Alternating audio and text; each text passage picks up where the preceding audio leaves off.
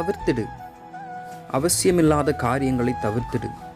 ஆடம்பர வாழ்வை தவிர்த்திடு. இடரலை உண்டாக்கும் வார்த்தைகளை வழிகளை தவிர்த்திடு. பெருமையான பேச்சினை தவிர்த்திடு. பொல்லாத வழிகளை தவிர்த்திடு. அகந்தையான பேச்சுக்களை தவிர்த்திடு.